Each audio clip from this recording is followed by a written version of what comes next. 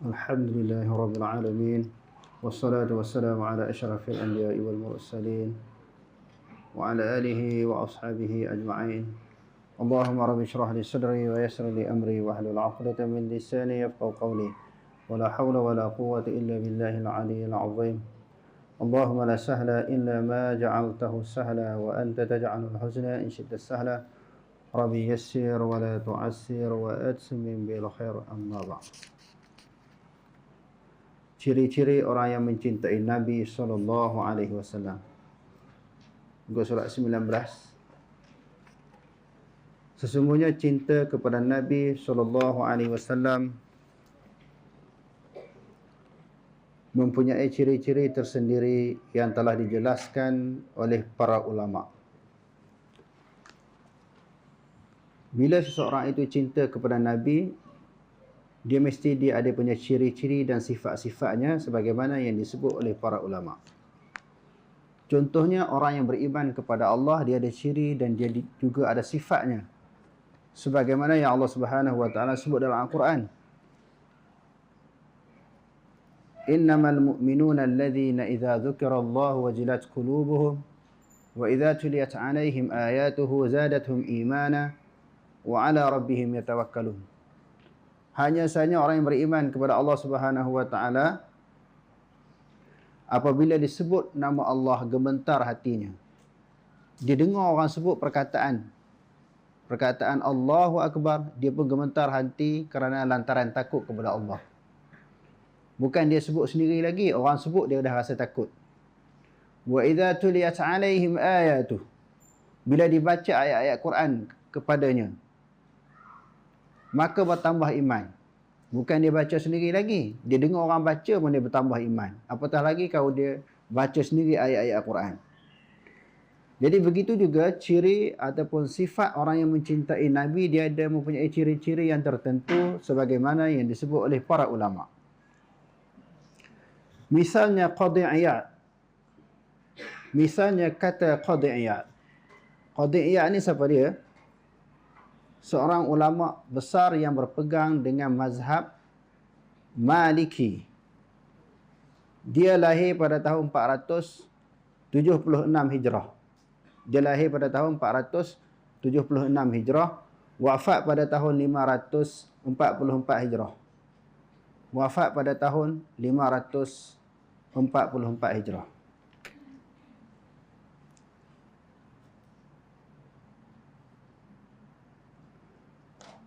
Kata Qadhi Iyad termasuk dalam erti kata cinta Nabi adalah mendukung sunnah baginda. Maknanya kita menjunjung tinggi sunnah baginda sallallahu alaihi wasallam. Sesuatu yang dikaitkan dengan Nabi. Sesuatu yang disandarkan kepada Nabi. Mempertahankan syariat baginda. Jadi sunnah ni sesuatu yang dikaitkan, yang disandarkan kepada Nabi.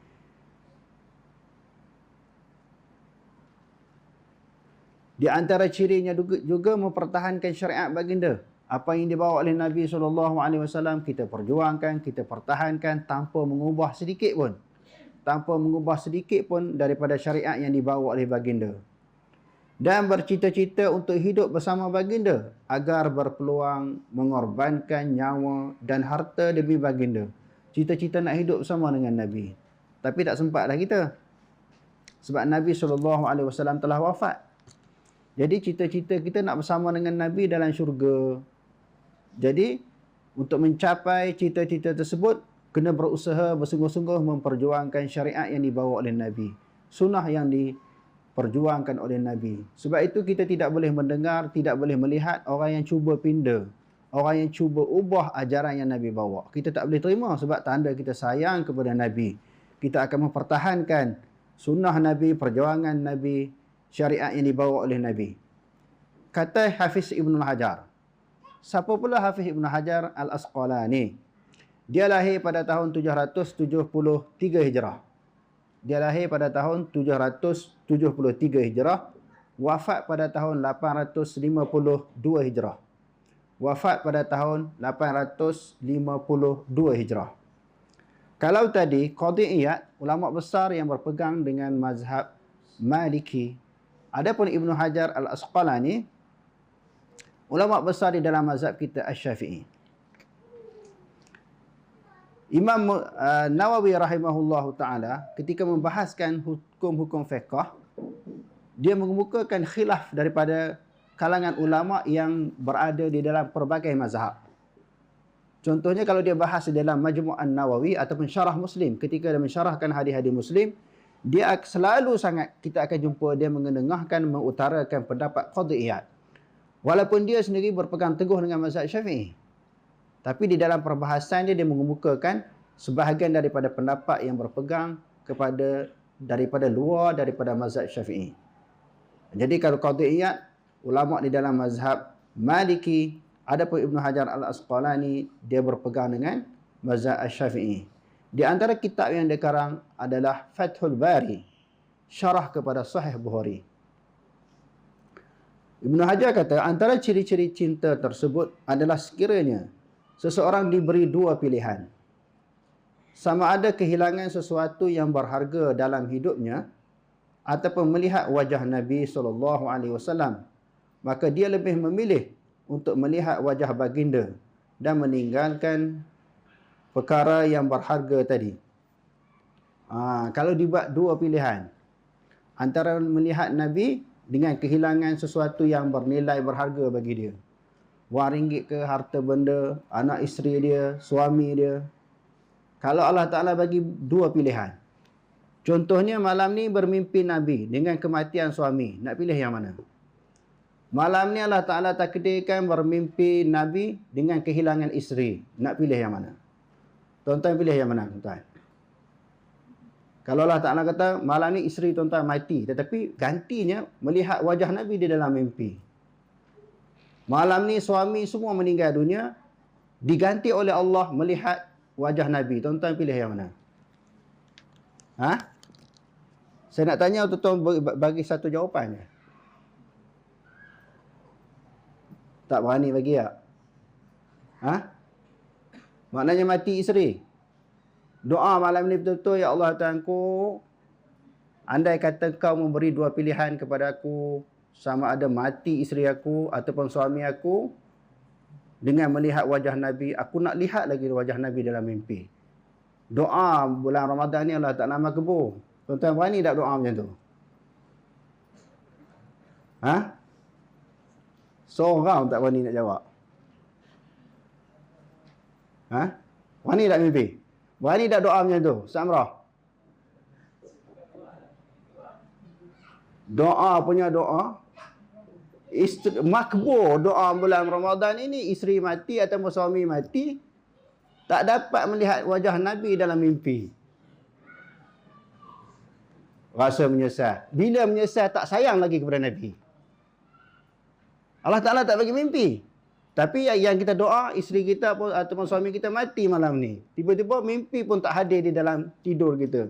Kita pun menyesal. Maknanya tak sayang lagi kepada Nabi. Kita meletakkan isteri ataupun suami lebih kita cintai daripada Nabi SAW. Maknanya salah satu daripada ciri sifat orang yang cintai Nabi SAW masih tak ada dalam diri kita. Yang Nabi SAW bersabda di dalam hadis yang diriwayatkan oleh Imam Bukhari, la yu'minu ahadukum hatta akuna ahabba ilaihi min walidihi wa waladihi wan nasi ajma'in. Tidak sempurna iman seseorang kamu sehingga dia meletakkan aku lebih dia sayang daripada ayahnya, daripada anaknya, dan daripada seluruh manusia. Maka yang tu tak ada lagi lah di dalam diri kita. Jadi, ala kulli hal, kita kena berusaha bersungguh-sungguh supaya sehingga sampai satu tahap, suatu ketika, suatu keadaan, kita meletakkan Nabi SAW paling diutamakan, paling dicintai daripada segala yang kita cintai di atas dunia. Sama ada kehilangan sesuatu yang berharga di dalam hidupnya ataupun melihat wajah Nabi SAW, maka dia lebih memilih untuk melihat wajah baginda dan meninggalkan perkara yang berharga tadi. Ini bermakna dia telah memiliki ciri-ciri orang yang mencintai Nabi. Jika tidak ada ciri tersebut, artinya dia belum mencintai baginda sallallahu alaihi wasallam. Maknanya tak cinta lagi lah. Baru dia sebut je. Jika tidak ada ciri tersebut, artinya beliau belum mencintai baginda. Hal ini bukan terhad sekadar itu sahaja, bahkan termasuk di dalam arti cinta juga ialah mendukung sunnah baginda, mempertahankan syariat baginda dan memerangi yang menyelisihi kedua-duanya. Orang yang menyelisihi syariat dan juga sunnah Nabi kita tak boleh terima sekali-kali, walaupun siapa yang melakukan perkara demikian. Jadi hati kita tak selesa, rasa tak puas hati kerana orang cuba nak tambah, nak ubah apa yang Nabi bawa. Termasuklah di dalam arti kata cinta Nabi juga adalah menyuruh ke arah kebaikan dan mencegah kemungkaran. Jadi tak boleh melihat kemungkaran yang berlaku di hadapan kita. Kerana Nabi SAW bersabda, "Man ra'a minkum munkaran fayughayyirhu." Barang siapa melihat akan kemungkaran, hendaklah dia ubah. Kata Allamah Aini. Aini siapa pula? Allamah Aini ulama besar di dalam mazhab Hanafi. Dia telah menulis kitab Umdatul Qari, syarah kepada Sahih Bukhari. Lahir pada tahun 762 Hijrah, wafat pada tahun 855 Hijrah. Wafat pada tahun 555 Hijrah. Kalau di dalam mazhab Syafi'i kita ada Ibnu Hajar Al-Asqalani, dia menulis kitab Fathul Bari syarah kepada Bukhari. Tetapi di dalam mazhab Hanafi ada Allamah Aini, dia telah menulis kitab yang dikenali dengan Umdatul Qari, syarah kepada Sahih Bukhari. Masa saya belajar dulu, sebahagian daripada guru-guru saya menyebut Ibnu Hajar Al-Asqalani dengan Allamah Aini ini mereka ni birah. Mereka ini birah. Jadi sebab itu kalau tuan-tuan hadirin sekalian baca Fathul Bari dengan Umdatul Qari, dia ada iktiraf di antara satu sama lain. Ibnu Hajar kadang-kadang iktiraf Aini, Aini kadang-kadang iktiraf Ibnu Hajar Al-Asqalani. Sebab dia tahu bagaimana perbahasan yang dikemukakan oleh Ibnu Hajar, Allamah Aini tahu. Sebab tu dia jawab balik mempertahankan mazhab Hanafi. Begitu juga Ibnu Hajar, dia tahu apa yang dibahaskan oleh Allamah Aini di dalam kitab Umdatul Qari. Ketika mensyarahkan Sahih Bukhari, dia jawab balik di dalam Fathul Bari. Jadi ulama ni biasalah, maknanya berbeza pendapat di antara satu sama lain. Tapi mereka tidak berpecah. Tadi kita sebut 3 ulama. Qadhi Iyad di dalam mazhab Maliki, Ibnu Hajar Al-Asqalani di dalam mazhab Syafi'i, Allamah Aini di dalam mazhab Hanafi. Mereka saling menghormati di antara satu sama lain walaupun berlaku perbezaan pendapat. Jadi kita tengok hebatnya ulama-ulama dulu kan, boleh berbeza pendapat di antara satu sama lain. Bahkan bila mereka tak setuju dengan seseorang ulama di dalam mengemukakan suatu pandangan, mereka tulis kitab, berjilid-jilid kitab untuk rak balik. Tapi tak bergaduh. Iktiraf dari segi ilmu, perbahasan ilmiah. Kita tengok. Tapi hubungan mereka saling menghormati di antara satu sama lain.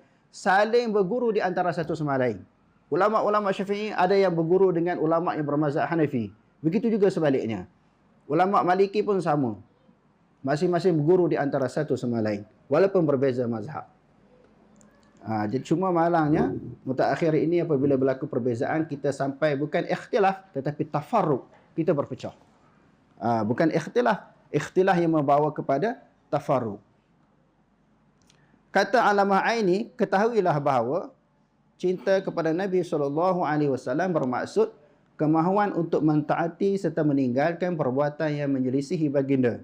Perkara ini hukumnya wajib di dalam Islam. Wajib kita taat kepada Rasulullah. Dan kita kena rasa tak puas hati orang yang menyelisihi apa yang dibawa oleh Rasulullah SAW. Dapat dirumuskan daripada perkara yang disebutkan oleh para ulama bahawa ciri-ciri orang yang mencintai Nabi SAW adalah seperti berikut. Di antara cirinya yang pertama, bersungguh-sungguh ingin melihat dan menemani Nabi SAW hinggalah kehilangan. Kedua-dua peluang tersebut terasa lebih berat berbanding kehilangan apa-apa sahaja di dunia. Kalau kita rasa benda apa yang kita sayang di atas dunia?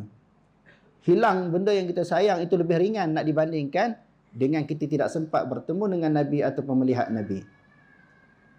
Yang kedua, membuat persediaan rapi agar dapat mengorbankan nyawa dan harta demi Rasulullah.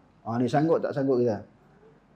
Kita kena tanya diri masing-masing, sanggup tak membuat persiapan sehingga dapat mengorbankan nyawa dan harta benda demi mempertahankan Rasulullah. Jadi alhamdulillah, bersyukur kepada Allah. Di antara tujuan, sebab dan niat kita menubuhkan sekolah ini adalah untuk menyebarkan hadis Nabi. Akidah yang dipegang oleh Nabi dan para sahabat. Sunnah Nabi SAW. Bukan saja kita buka sekolah nak suruh budak hafal Quran, hafal hadis, tak. Di antara matlamat yang besar untuk menyebarkan sunnah Nabi, menyebarkan ajaran Nabi, menapis hadis-hadis Nabi yang disebarkan secara meluas, iaitu hadis-hadis palsu. Jadi itu di antara tujuannya. Sebab nak menceritakan sayangnya, cintanya kita kepada Nabi. Maknanya tidak padan, tidak cukup hanya kita melahirkan kecintaan kepada Nabi di sudut lisan kita, tetapi mestilah dibuktikan dengan tindakan dan juga perbuatan. Yang ketiga, mematuhi segala perintah dan menjauhi segala larangan baginda sallallahu alaihi wasallam. Yang keempat, menghidupkan sunnah Nabi sallallahu alaihi wasallam dan mempertahankan syariat baginda. Orang yang memiliki ciri-ciri di atas hendaklah bersyukur kepada Allah atas anugerah yang diberikan, iaitu dapat mencintai Nabi SAW. Jadi kalau kita dah memiliki keempat-empat ciri yang disebutkan di atas tadi, kita kena rasa syukur kepada Allah. Melahirkan kesyukuran kepada Allah kerana ciri yang empat tadi adalah anugerah daripada Allah. Bukan semua orang ada ciri-ciri yang disebutkan tadi. Selain berdoa, semoga ciri-ciri itu kekal dalam dirinya. Ciri-ciri yang disebut di atas tadi kekal sampai kita mati. Sebaliknya, sesiapa yang telah kehilangan ciri-ciri tersebut daripada dirinya, baik semua ataupun sebahagian daripadanya, hendaklah dia bermuhasabah. Kalau tak ada semua ataupun sebahagian daripada ciri di atas tadi, kena hisap diri masing-masing. Muhasabah diri sebelum dihitung pada hari yang tidak bermanfaat lagi, harta benda dan anak pinak, yakni hari kiamat. Yang Allah Ta'ala kata, yauma la yanfa'u malun wala banun illa man atallaha biqalbin salim. Pada hari yang tidak ada guna harta benda dan anak pinak, melainkan mereka yang datang kepada Allah dengan hati yang sejahtera. Maknanya sebelum datang hari kiamat, kita kena muhasabah, kena hisap, kena hitung, kena cek diri kita. Ciri-ciri yang disebutkan di atas tadi ada tak dalam diri kita? Melainkan orang yang menghadap Allah dengan hati yang sejahtera. Sungguh tidak ada sesuatu pun yang tersembunyi daripada Allah. Tidak ada sesiapa pun yang mampu memperdayakan Allah dan orang mukmin. Jadi semua orang boleh mengaku cinta Nabi, cinta Rasul kan? Cuma ciri yang disebutkan tadi di atas tadi ada ataupun tidak. Sebenarnya mereka yang cuba memperdayakan Allah hanya memperdayakan diri sendiri. Mengaku cinta kepada Nabi tidak dibuktikan dengan perbuatan. Maka dia telah memperdayakan diri sendiri, bukan memperdayakan Allah. Memperdaya di sini maknanya menipu. Yukhadi'una Allah walladzina amanu wa ma yakhda'una illa anfusahum wa ma yash'urun. Mereka hendak memperdayakan Allah dan orang-orang yang beriman, padahal mereka hanya memperdayakan diri sendiri, sedang mereka tidak menyadarinya. Dengan taufik Allah, saya akan menyentuh satu persatu ciri-ciri tersebut berpandukan cinta pada para sahabat kepada Nabi. Ini pengarang kitab ini kata dia akan sebut secara terperinci bagaimana buktinya para sahabat ini mencintai Nabi. Bagaimana cara sahabat membuktikan kecintaan mereka kepada Nabi. Di samping memberikan isyarat kepada realiti kehidupan kita. Moga-moga Allah memperbaik keadaan kita dan memberi kita petunjuk ke jalan yang lurus. Saya akan mengkhususkan perbahasan berasingan bagi ciri-ciri tersebut insya-Allah. Wallahu ta'ala a'lam. Aqulu qawli hadza wa astaghfirullahal azim wa lakum. Wassalamualaikum warahmatullahi ta'ala wabarakatuh.